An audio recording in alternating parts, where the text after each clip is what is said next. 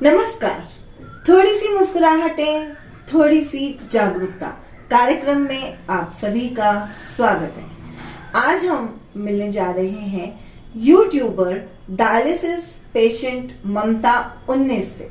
ममता राजपूत दोनों kidney fail होने के बावजूद भी इन्होंने हार नहीं मानी और अपनी हुनर से आत्मनिर्भरता की पहचान दिखाते हुए आज तक संघर्ष करके अपनी समाज में एक पहचान बनाई है। तो जानते हैं ममता राजपूत की कहानी उन्हीं की ज़बानी।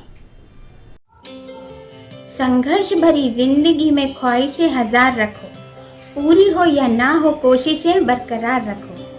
हेलो एवरीवन, मैं हूँ मिसेस ममता राजपूत। मैं मध्य प्रदेश में इंदौर शहर की रेडियो कॉलोनी में रहती हूँ।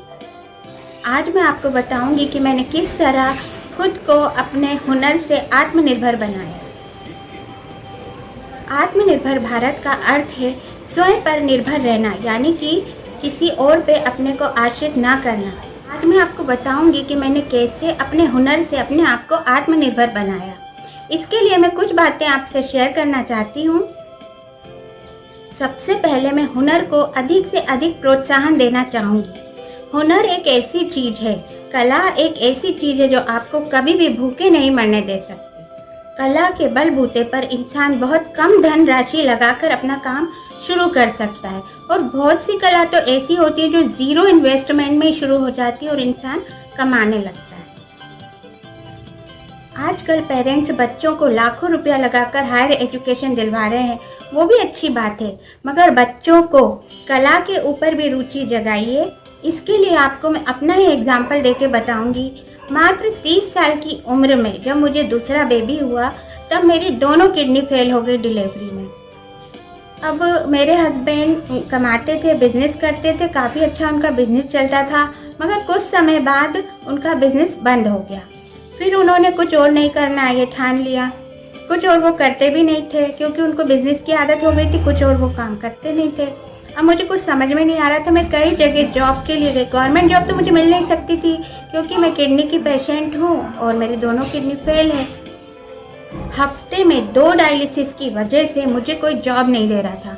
अब मेरे पास हुनर था, वैसे मुझे पार्लर का भी पूरा काम आता है, हारमोनियम में बजाती हूँ और डांस थोड़ा बड़ा करती हूँ और मुझे सिलाई बहुत अच्छे से आती है। उसके बाद भी मैंने फैशन डिज़ाइनिंग कर रखा। फिर मैंने सिलाई करना ही उचित समझा। मेरे घर में मशीन रखी हुई थी तो मैंने उस मशीन का उपयोग करा और एक दो लोगों के सूट लेके सिलने लगी, फिर ब्लाउज भी सिलने लगी। धीरे धीरे मेरा काम बहुत आगे बढ़ गया। जब मेरा काम आगे बढ़ गया तो मैंने एक बुटीक खोल लिया। बुटीक खोलने के बाद मैंने 2 लड़कियों को सिखाने भी लग गई और काम भी करने लगी। वो मेरी हेल्प भी करती थी। उसके अलावा भी मेरे पास और हेल्पर थे जो मेरे ब्लाउज सिलती, फॉल, पिको सब करती थी। तो इस तरीके से मैंने अपना काम आगे बढ़ाया और अपना घर भी चलाया, अपना इलाज भी कराया। पिछले 12 सालों से मेरा डायलिसिस चल रहा है और मैं रेगुलर अपना डायलिसिस करवा रही हूँ।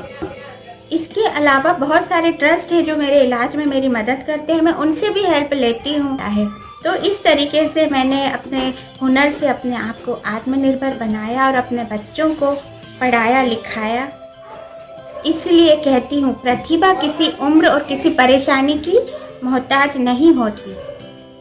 मैं अपने जीवन का बस यही अनुभव आप तक शेयर करना चाहती थी कि मैं बीमार होकर किसी जॉब के अधीन ना रहूं, इसलिए मैंने हुनर से अपने आप को तराशा। मेरा जनता के लिए महत्वपूर्ण मैसेज यही है कि आत्मनिर्भर भारत होने से हमारे देश में उद्योगों की संख्या में वृद्धि होगी। हमारे देश को और देशों से सहायता कम लेनी पड़ेगी।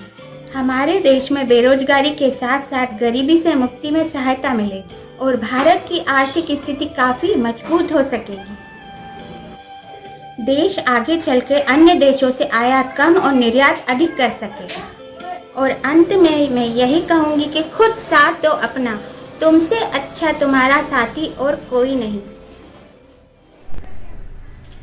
उम्मीद करते हैं आपको ममता की कहानी पसंद आई होगी। अगर आपकी भी कोई कहानी है और आप भी समाज में अपनी एक पहचान बनाना चाहते हैं तो आज ही जुड़िए थोड़ी सी मुस्कुराहटें, थोड़ी सी जागरूकता कार्यक्रम में और अपनी पहचान बनाएं। धन्यवाद।